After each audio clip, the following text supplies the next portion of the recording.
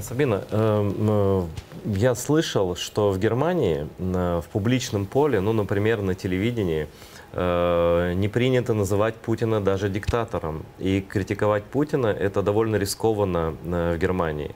И достаточно много людей среди политиков симпатизируют России и Путину даже больше, чем Соединенным Штатам. Есть опросы германские, согласно которым более половины немцев считают Россию политическим союзником, и около 12% немцев считают Америку политическим союзником.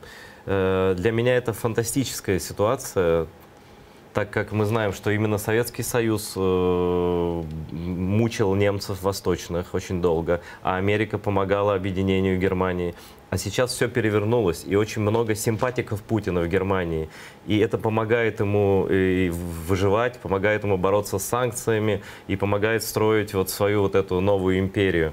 Как вы думаете, почему такое происходит в Германии, самой крупной, самой мощной стране Европейского Союза?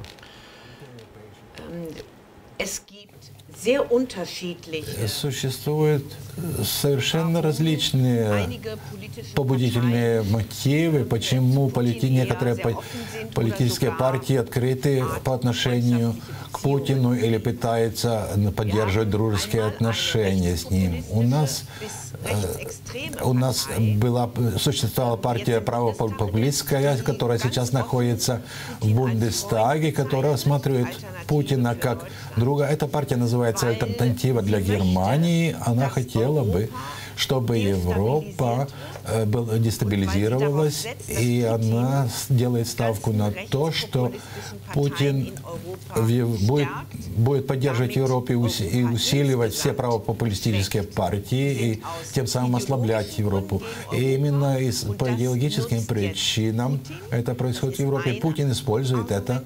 Это одна из аргументаций. Социал-демократы, они всегда имели более тесную связь с Россией, более тесную, чем с Соединенными Штатами.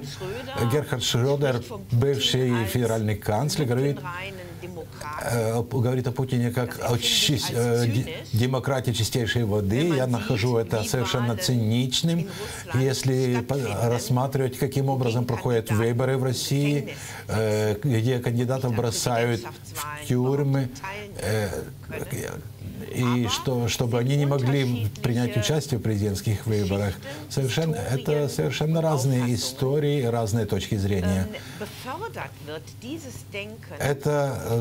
Такое мышление находит поддержку прежде всего через дигитальную политику Соединенных Штатов. Дональд Трамп расширяет дистанцию, разрыв между Европой и Америкой, между Германией и Америкой. И это Путин использует совершенно четко.